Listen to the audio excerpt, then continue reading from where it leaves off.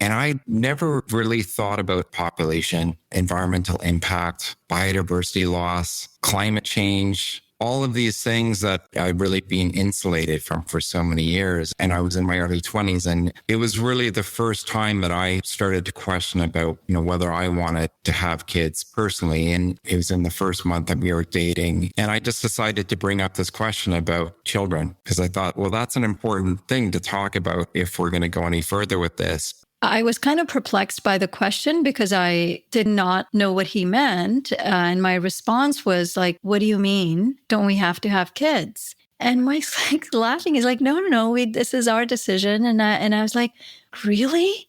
We don't have to? Well, can we not?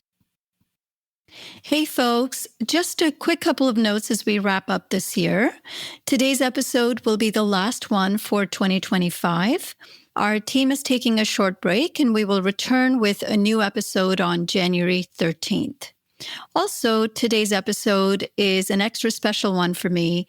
It's a conversation between me and my husband, Mike, about our decision over a decade ago to not have children, a decision that led me down the path to understanding pronatalism, eventually leading me to my work at Population Balance, including starting this podcast.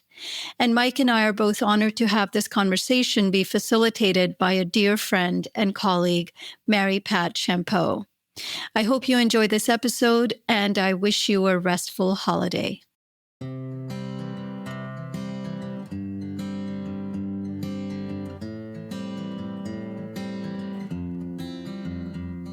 Hi, everyone, and thank you for joining me. My name is Nandita Bajaj, and I'm the host of Beyond Pronatalism, Finding Fulfillment with or Without Kids, an interview series in which, through intimate conversations with women and men from diverse backgrounds, I explore how they are courageously and creatively navigating pronatalism, the often unspoken pressures to have children, whether from family, friends, or the culture at large.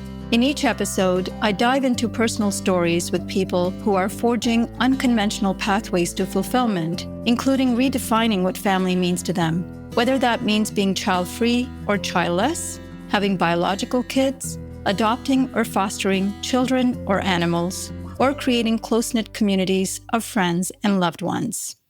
Hi, everyone. We are so fortunate today to have our dear friend and colleague, Mary Pat Champeau, hosting this episode. In fact, some of you may even recognize Mary Pat. She was one of the first guests to join me on the Beyond Pronatalism podcast. And by way of introduction, Mary Pat is the Director of Graduate Programs at the Institute for Humane Education at Antioch University. And this is where both Mike and I graduated from, which is where we met Mary Pat. And Mike and I are now both teaching in the Humane Education program alongside Mary Pat.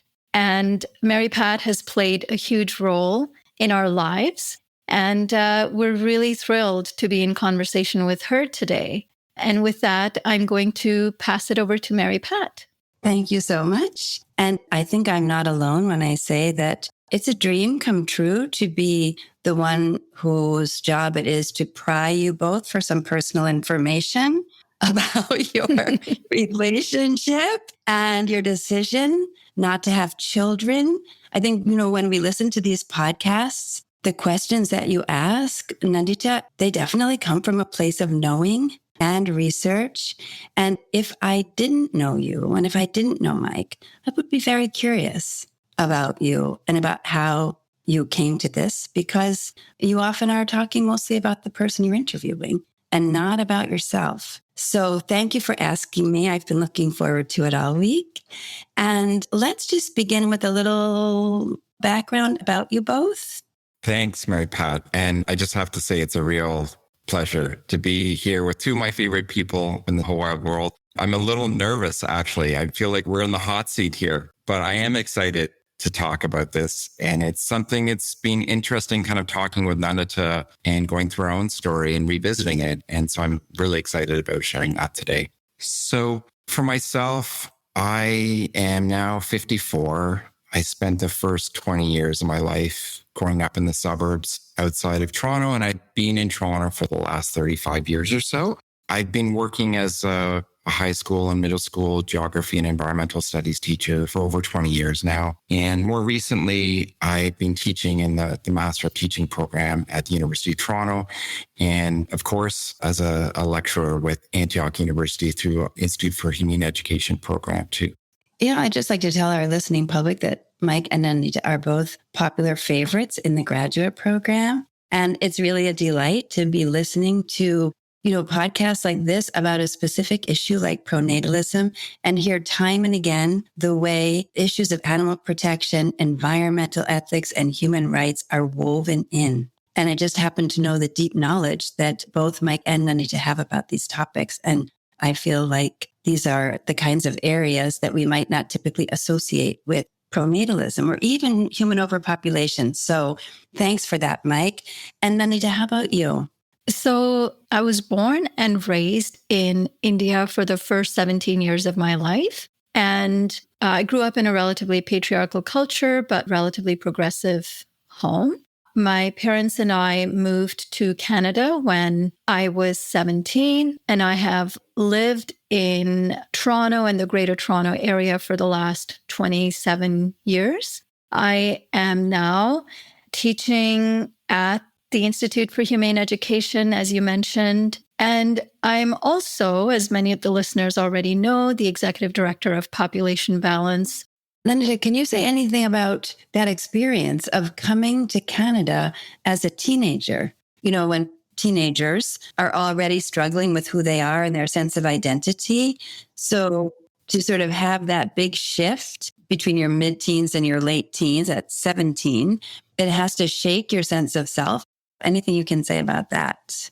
Yeah, moving to Canada from India at the age of 17 was actually quite a difficult experience, especially the first couple of years of transitioning. And I was in my last year of high school, and coming into a brand new system of values and norms felt like a huge culture shock. My parents had raised both me and my sister with progressive values, but that was really in the confines of our home, because outside of our home, everything around me was extremely traditional and conservative. Things weren't really that great for women and girls in the public sphere.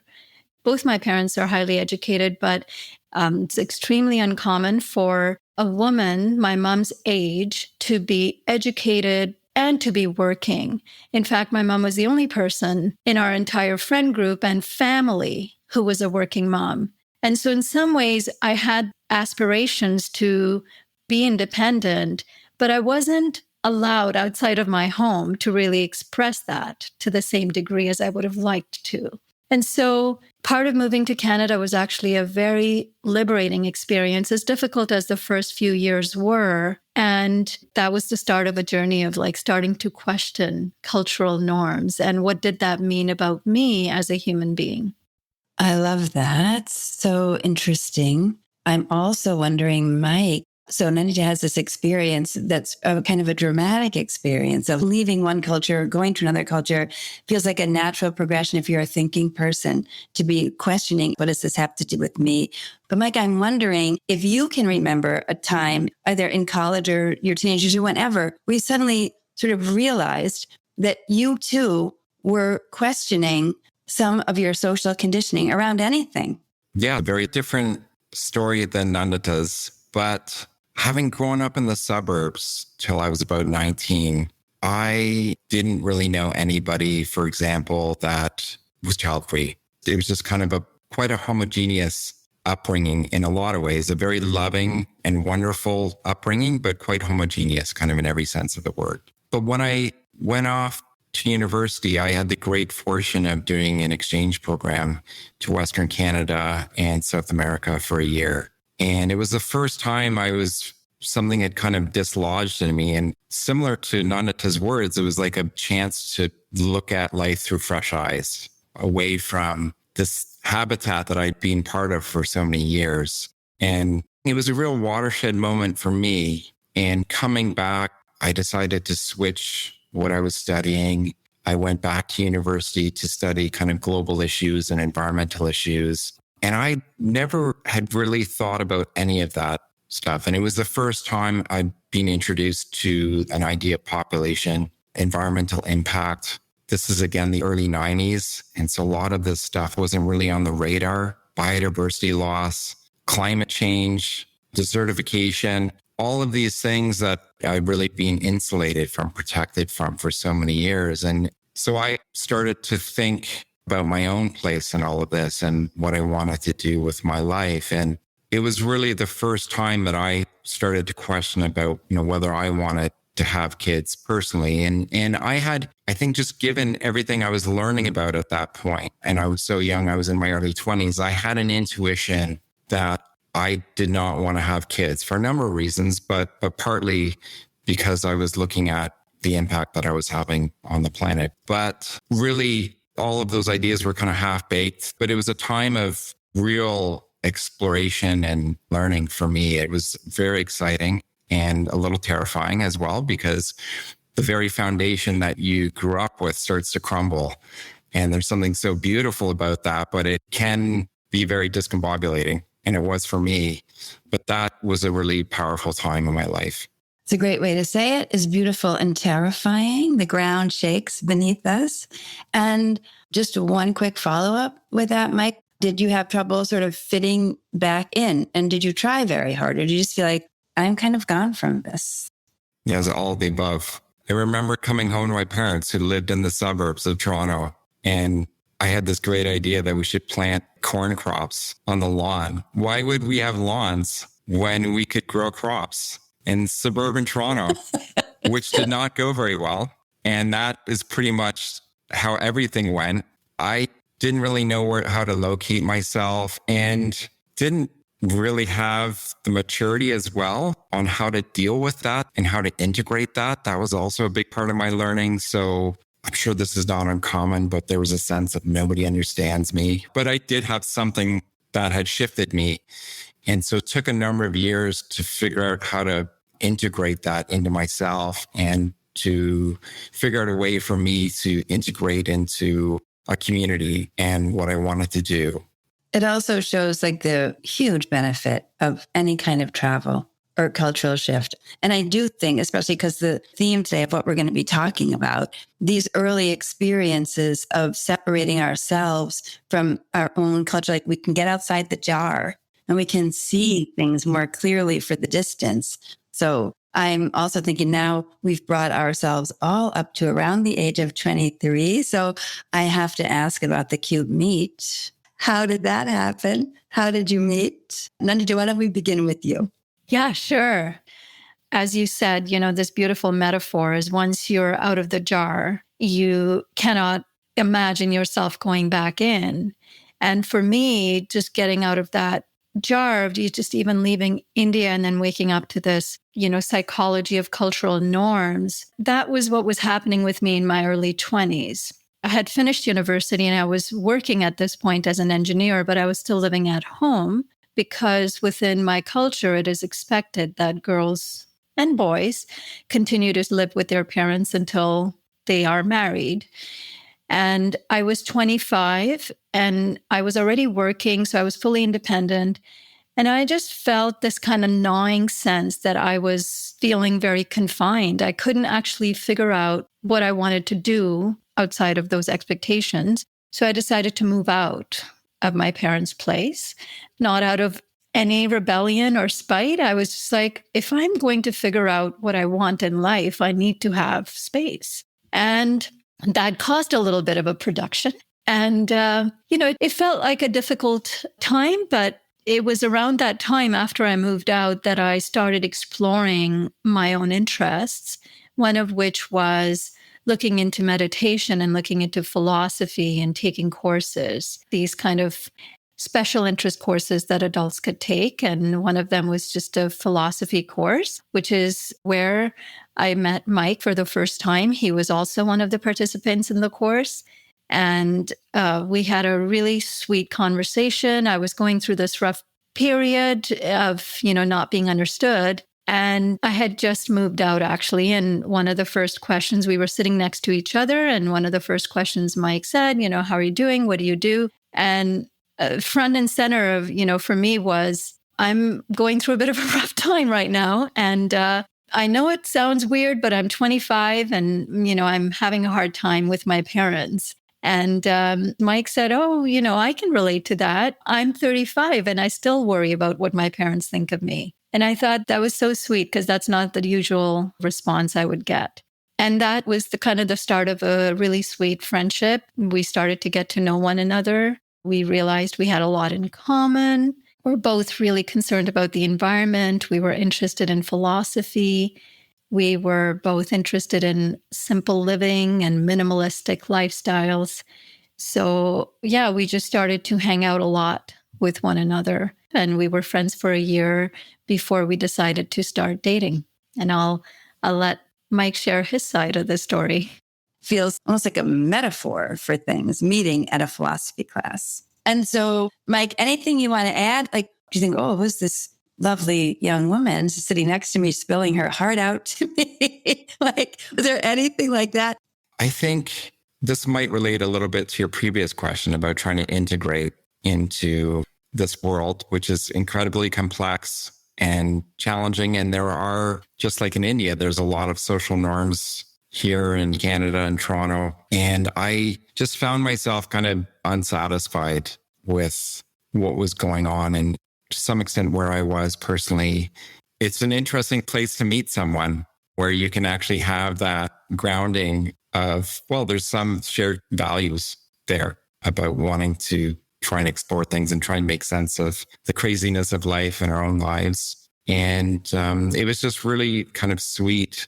When we first started dating, it was interesting because I think it was in the first month that we were dating and we were having dinner. And I just decided to bring up this question about children because I thought, well, that's an important thing to talk about if we're going to go any further with this. And I asked what she thought about this idea about having kids or not. And I think she was surprised by that. And Nandita, maybe this might be a good place for you because you were at the receiving end of that and you had this really interesting reaction to it. Yeah, I remember vividly we had gone to a restaurant. We were having dinner. And as part of our conversation, Mike said, hey, what do you think about the idea of kids or not? And I was kind of perplexed by the question because I did not know what he meant. And my response was like, what do you mean? Don't we have to have kids? And he smiled and he had known me now for a year. So he kind of understood also my background, my cultural upbringing, etc. And he said, no, this is a decision that we make together. It's not a given. And for me, it was like two competing impulses were coming up. One was that of complete liberation at like someone asking me that question in the first place and hearing from him that it was a choice. And the second feeling that I had was actually of shock. By this time, I thought I was a really independent thinker and non-conventional person in the kinds of things I was doing and how I was living. And I identified, as a feminist. But to realize that I didn't even know that I had a choice to not have children came as a shock, which then went on to, other questions that kind of led me down this path. But at the time, I was completely confused and I was like, really? We don't have to? And Mike's like, he's laughing. He's like, no, this is our decision. And I was like, well, can we not? And Mike's like, yeah, we can talk about it. And like our conversation went on for a few minutes after that. He talked to me about, his own intuition that he'd had in university. We talked about how it aligns with our values in terms of environmentalism, in terms of wanting to live a minimal, low impact lifestyle. But it was also, I think, for me, a validation of something that I had deeply felt, but never been able to articulate, never had even thoughts around it. But if you look back to the trajectory of my journey, I've never, ever imagined or dreamed about my life as a mother or imagined children in my life. Not that I was opposed to it, but it was just never something that I thought about as my future. in a way that sometimes people, even my girlfriends would talk about, I can't wait to be married, or I can't wait to have children, and etc. And it was just simply not part of my thought process. I thought, okay, well, this is something I guess I'll do, and then I'll work around that to do all the other things I want to do. But this is just something that'll happen. I really never thought that it was possible for me to be child-free, which is a term we didn't know at the time. And then after we spoke about it, it took us 30 seconds to arrive at the decision that we weren't going to have children. And we've never looked back. I mean, it occurs to me that you met in a philosophy class, so you were used to entertaining the big questions. So why not just bring that up at dinner? And I wonder also then, as the relationship progressed, was there ever a point where you actually declared to your friends and family that you were not going to have children? Or did you just allow that to unfold, and they might be asking 5 years in, hey, where's the baby? And how public were you in those early stages with your decision to be child-free? We were not really public at all, which is a little weird to think about now, given how, especially Nandita is so public about it, and we're talking about it on a podcast right now. That definitely would not have happened back then.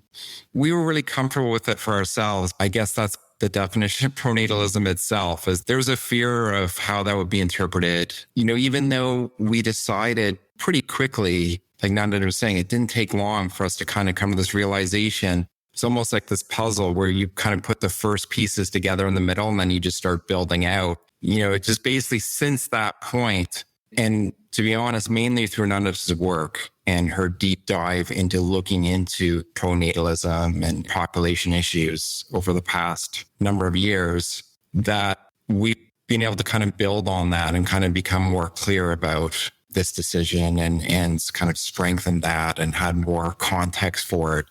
Was there any pushback when you were open with people? Did you get pushback from family? Were people generally understanding?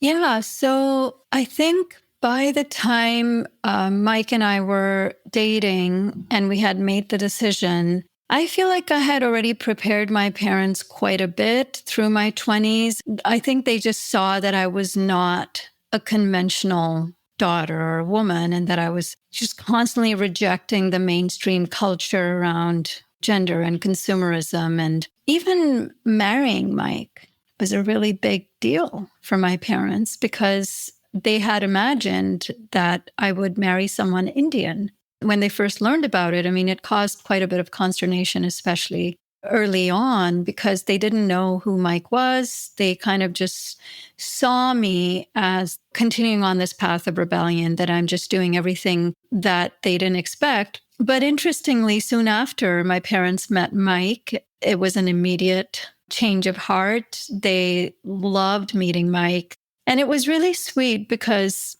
I think that was also the point where I started to develop a much sweeter relationship with my parents once they realized that I wasn't doing anything really against something as much as I was for something else that happened to not align with the cultural expectations. And I think once they started to see just how non-conventional we were, they didn't put a whole lot of pressure on me. I think my mom asked me several years after about this. And I had a very frank conversation with her about why we had chosen not to have children. And she just said, okay, that makes sense. And it sounds completely unbelievable given the culture that I come from, which is an extremely pronatal culture. It's been incredible that they've put up with a lot of this and kind of evolved with me. So in terms of the pressure, other than, some comments here and there of how it would have been nice to have grandchildren, I haven't, from my family, felt that much. And I think it also helps that my older sister does have 2 kids, and they are a huge part of our full family. So we have children in our family. They just don't happen to be mine. So great. You brought them along with you. I think once people realize that this isn't really about them and it's not a rejection of their parenting or who they are, this is really who they've raised a child to be. Like there should be a certain pride in that, right? If that can be seen and things aren't taken so personally. And Mike, what about you? Did you experience any pushback or pressure from family or friends? Not really. Both Nandita and I are just very fortunate. Both sets of our parents are incredible that they have put up with a lot with both of us and maybe don't fully understand some of the things we've done, but at least they're accepting of that. And like with Nandita, her relationship with her folks, my relationship has just strengthened since then. And we've been spending a lot of time together as they're aging.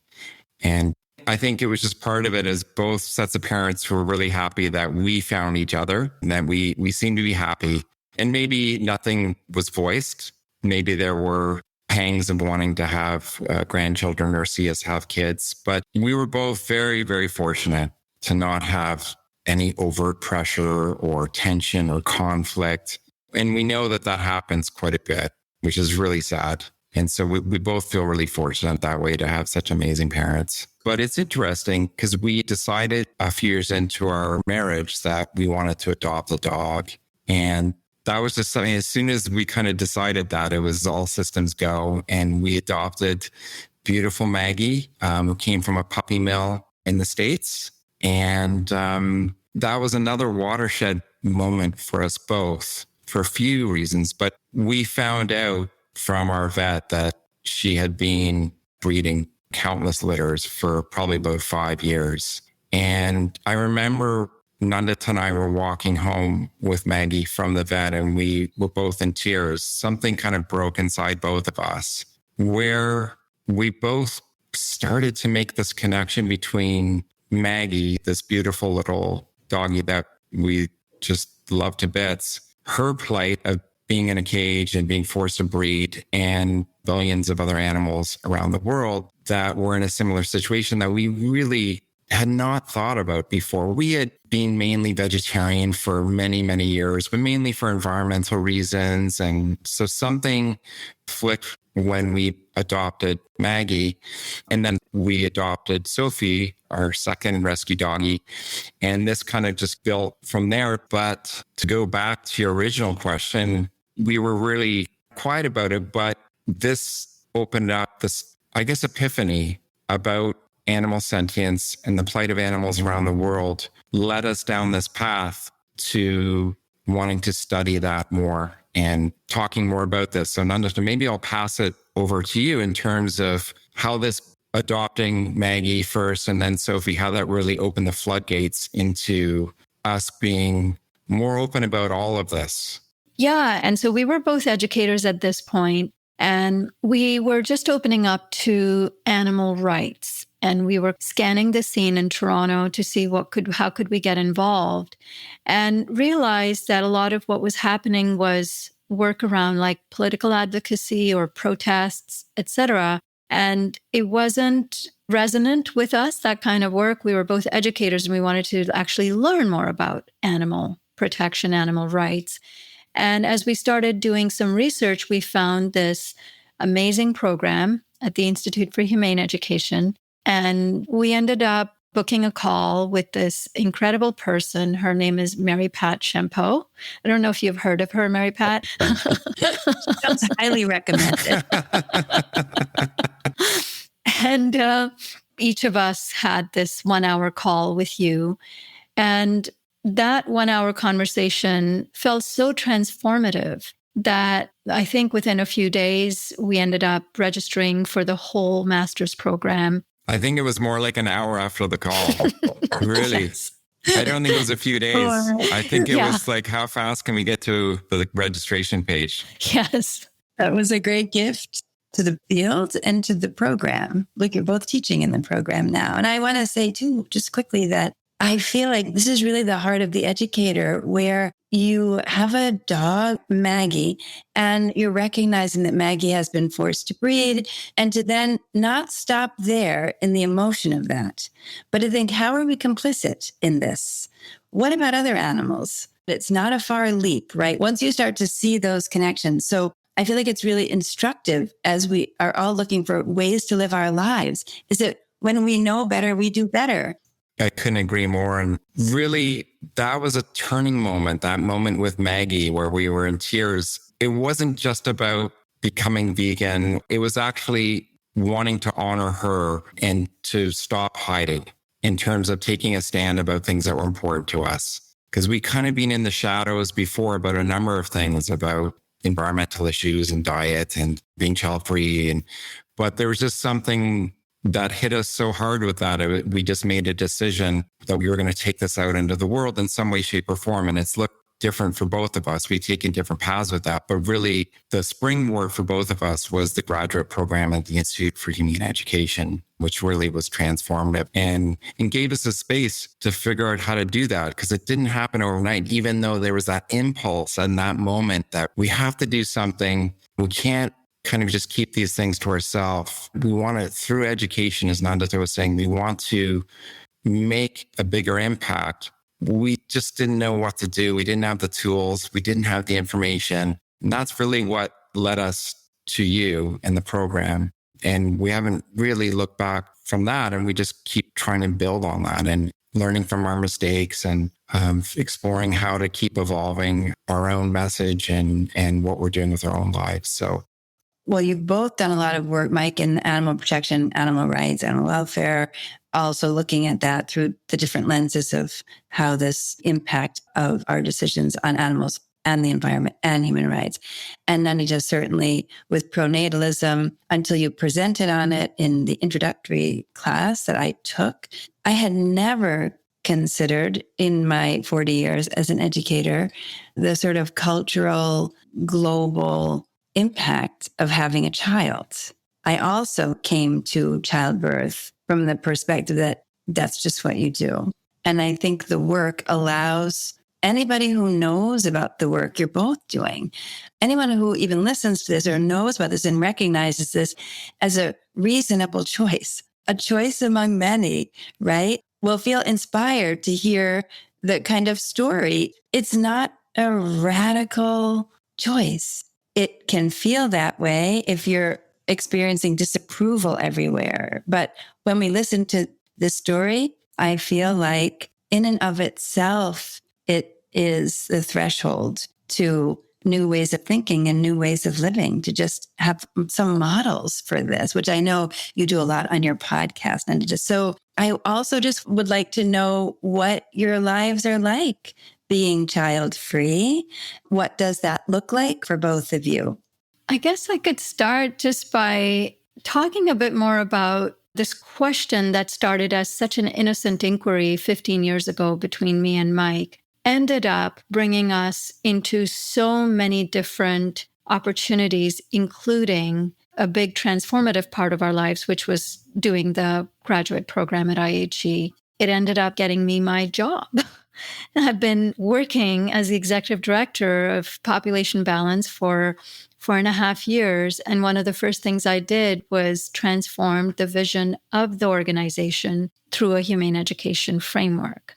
And everything we do now is done from a humane education perspective, including running this podcast. So I'll leave there. I'll pass it over to Mike. For me, I decided to, and like some people do upon graduation, is I kept in the same job I was doing, which is as a classroom teacher, but I just had a completely different way of looking at it through this humane education lens. And so it's led to, again, teaching in the IHE program, but also teaching at the U of T. And it was kind of, again, another springboard for myself as to, okay, I'm not going to hide in the shadows as an educator about animal issues or these other issues. I'm not going to close my classroom door and kind of whisper about these issues. I was really going to talk about this and explore this with my students. And the interesting thing is that students really want to learn about these issues. A lot of teachers want to learn about these issues. And so there's a lot of this anticipatory fear that I think a lot of us have about these things that, we're going to get in trouble or people are going to think we're weird but I think there's also been this cultural shift that's been going on that we need to look at this. We need to look at this simply because we understand and care for other beings on the planet, but also just for the very survival of the biosphere, that not considering human rights and environmental preservation and animal protection and the links between those three things we really don't stand a chance as life on our planet unless there's a massive paradigm shift about that. Yeah. So life is very full. It's really busy. And Sophie, our dog, she's kind of the center of our universe. She loves being the center of our universe. And that's really something beautiful for us. And that's just a way that we define our family is we're a group of three. She would think we're a pack of three and she leads that pack. But it's a way that for us, we've been able to form our own version of our own family that, yeah, was just something that we really love. So I think it also shows in both cases, it shows that there are these, I think of them like sort of secret audiences or coalitions that are just right under, you do not know what's in store for you until you show up. That's the coalition building potential of education in general, really, and of just overcoming the fear and being courageous enough to show up yourself. And certainly in a very public way, like you both have. So I guess my final question is one that people who do have children a lot of times get asked. And I always find it exciting to hear people's responses to this question. And that would be a question of legacy. So do you think about your legacy, what you're leaving behind, in addition to all the work that you've done to sort of liberate people through your own work? It's interesting because raising a child, for example, in Toronto, it's a really expensive thing. And that's really unfortunate for people who have kids and who want to have kids, just how expensive it is, housing and programming and clothing and food, all of it. And that can be a big barrier. But for us, it's allowed us to use that money that maybe would have been spent on raising kids and to think about, okay, what do we want to do with that? And community education is near and dear to our heart. And so for us, what we're doing is we're in the process of starting up a foundation. And the main purpose of that foundation is going to be to provide bursaries for students who want to study humane education and maybe are having trouble affording that. It's very moving to me because I think both of you were already humane educators and you took to it. And I feel like put some of this thinking to its ultimate use, its most public use. And the idea that you would want to amplify what you do by helping to support other people. This is a program that is in the US. We all know that education is expensive here.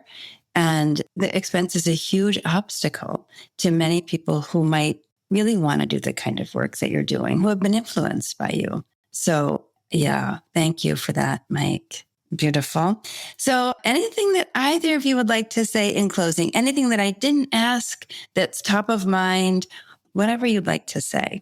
I'd like to just wrap up by saying, in addition to all of the meaningful things that we are able to do with our lives, with our work, we also have a lot of fun together. We love being able to spend time with each other. We love quiet time and we enjoy each other's company and we enjoy the company of our dogs. So it's wonderful to be able to have the time to dedicate to one another and to our interests. And we love being able to also just cultivate friendships and relationships with people in our lives that matter so much to us, including friendships like yours. Like Mike said earlier, we are able to spend a lot of time with our parents, which feels like a real privilege that, we live close to them. We have great relationships and we have the time, which I think not everybody is able to. I want to also just say what an honor it is to be interviewed by you, Mary Pat, for this podcast. You obviously know what a great deal you've meant to both of us in our lives. And it was just so fun to share our own life story with you and also help kind of our listeners get an appreciation of the trajectory of our lives that led to the birth of this podcast, in addition to a lot of the other initiatives that are exposing some of these harmful ideologies. So I want to thank you so much for being such an amazing friend and for not roasting us today with any difficult questions.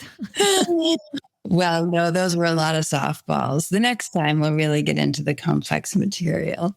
Yeah, I think Nandita is getting a little nervous there about her job, the podcast job. I can see there's a little bead of sweat that's formed, and she's like, yeah, Mary Pat, what a pleasure. What an honor to not only know you, but when we were thinking of who we wanted to interview us, there was only one name, and that was you. And we're glad you said yes. Everything feels right and perfect that you're here with us, talking to us about this, just given that you were such a huge part of it and still continue to be a huge part of it. So thank you so much. Thank you. I was really looking forward to this, as I said, and I do think it is an act of generosity to share personal lives at the level that you did. It just opens people's hearts and minds to their own lives, to the ways they might be experiencing cultural disapproval. It emboldens that part of ourselves that reminds us to be who we are. Like, this is it. This is our shot. So thank you both. Really fun to do this. That's all for today's episode. Thank you so much for listening. Do you have your own story you'd like to share? Check out the show notes to see how you can get in touch with me. Whether you'd like to share feedback about the show or a particular episode, or whether you'd like to join me on the show to share your own story, I'd love to hear from you. Thank you so much again for joining me today as we collectively discover and celebrate the many different pathways to fulfillment beyond pronatalism. Beyond Pronatalism is brought to you by Population Balance, the only nonprofit organization advancing ecological and reproductive justice by confronting pronatalism. This podcast is produced and hosted by me, Nandita Bajaj, with the support of my production team, Josh Wild and Alan Ware.